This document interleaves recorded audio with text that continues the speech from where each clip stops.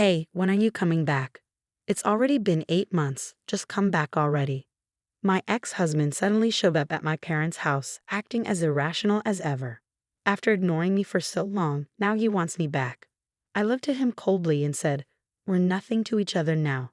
And besides, I'm married to someone else." My name is Lily, and I'm 35 years old. I work in an office. I've been married to my husband, Ryan, for 2 years. We met through a blind date set up by a friend.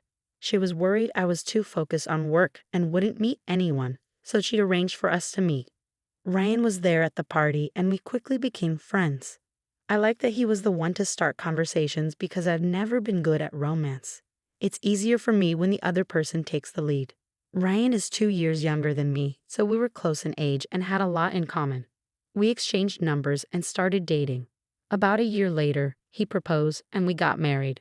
I was happy to marry someone I loved, but after we got married, I realized there were things I hadn't noticed before. First, Ryan did absolutely no housework. He never cleaned or did laundry. He had always lived with his parents, but I assumed that, as an adult, he would at least take care of basic chores. But he had zero experience.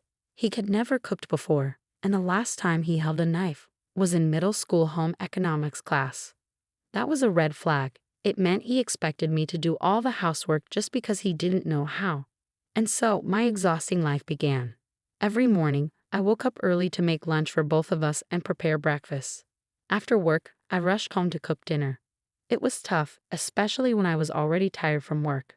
So I asked him, "Can you at least help with cleaning and laundry?" But he just said, "I've never done that before, so I don't know how."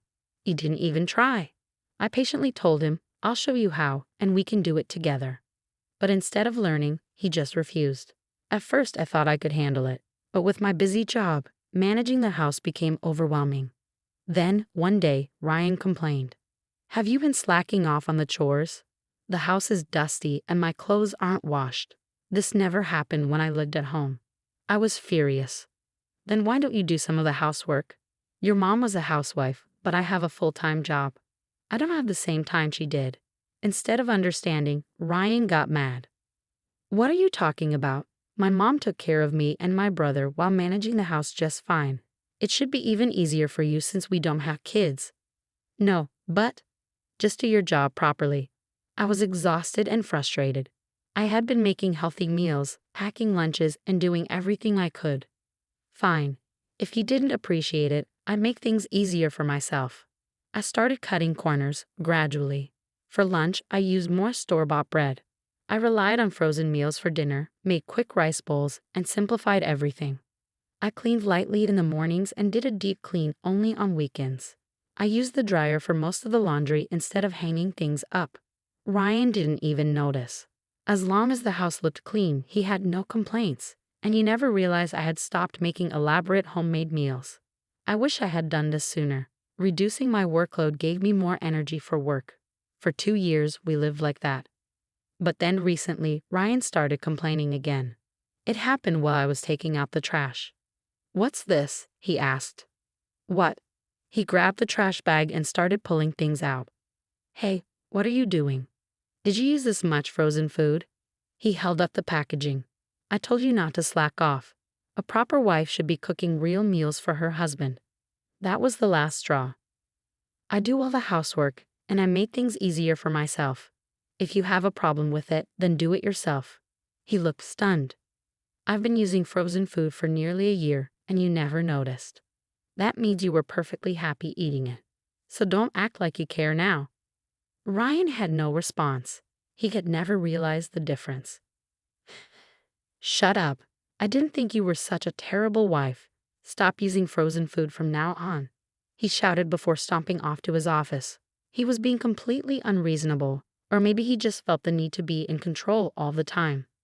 After 2 years of marriage, I realized Ryan was full of useless pride. I was more frustrated with myself for not noticing this before marrying him.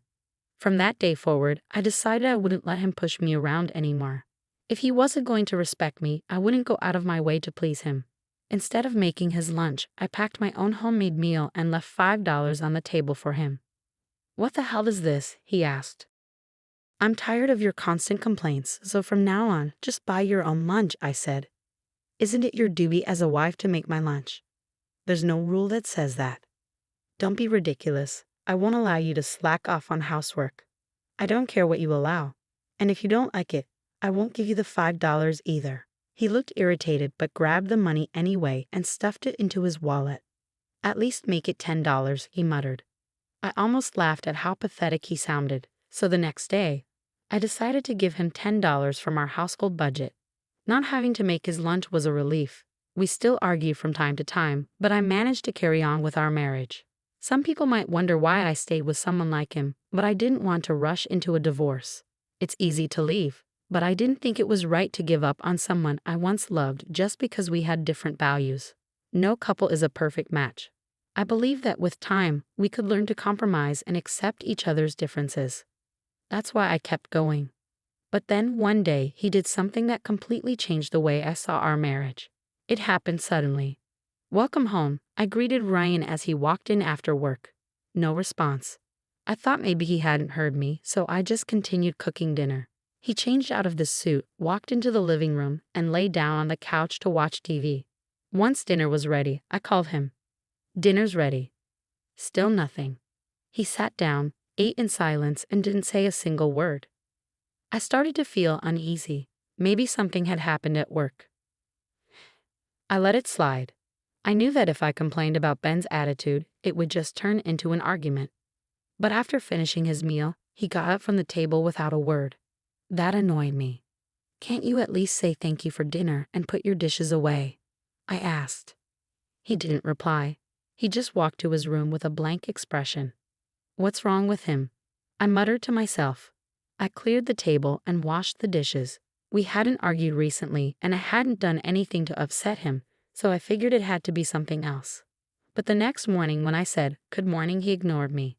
That evening when he came home, I greeted him with, "Welcome back," but he didn't say a word. Even during dinner, he wouldn't talk to me. This went on for days, and my patience wore thin. "Why are you ignoring me?" I finally snapped.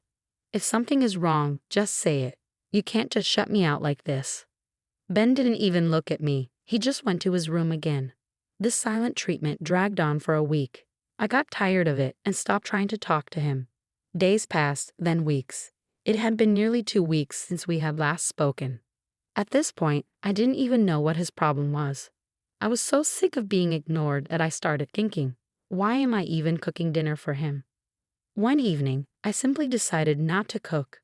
When Ben came home, he glanced at the empty dining table. He looked at me for a second, but didn't say anything. Then he grabbed his coat and left. What is this? How long is this going to go on? I started wondering if staying married like this was even possible. That's when I found the divorce papers. They were in a drawer, already signed by Ben.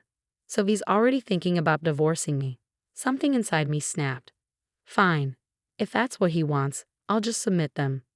I signed my part, took the papers to the office, and filed for divorce. Then I packed my things and went back to my parents' house. They were shocked when I showed up with my bags. But when I told them what happened, they were furious at Ben.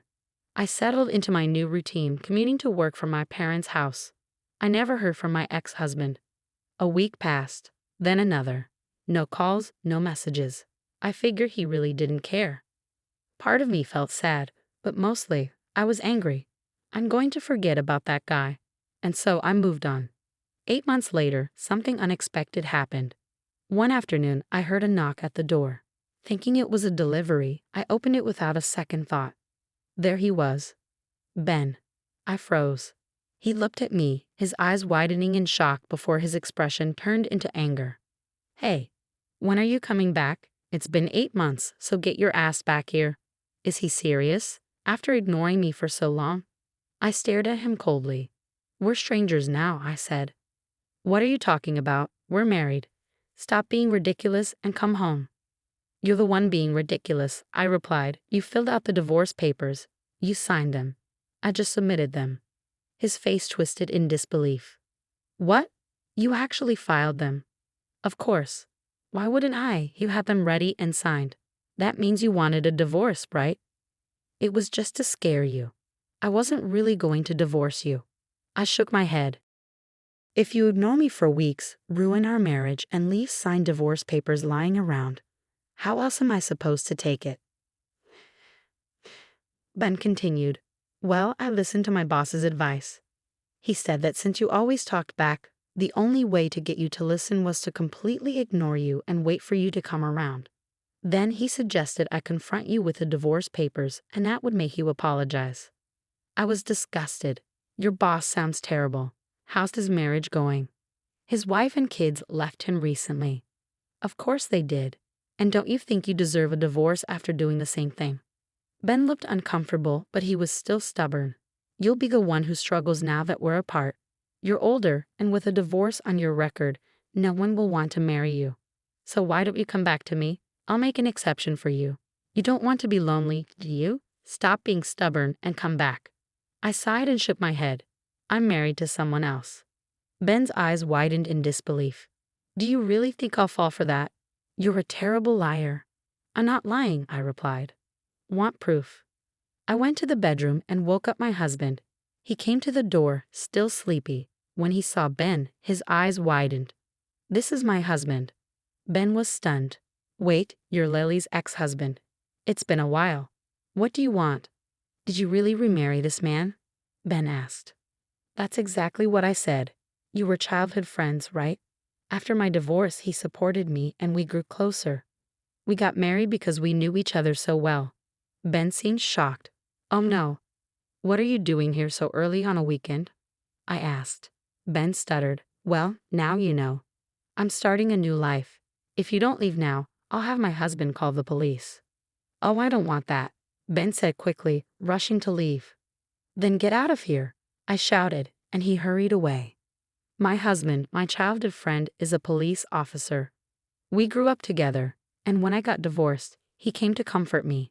He told me I was his first love and had always had feelings for me. We ended up getting married because we knew each other so well. Now we're living happily together, and I'm pregnant. We're excited to welcome our baby into this new chapter of our lives. Ignoring your spouse is terrible. I'm so glad I found happiness with my dependable husband, and I hope Lily continues to live happily ever after too.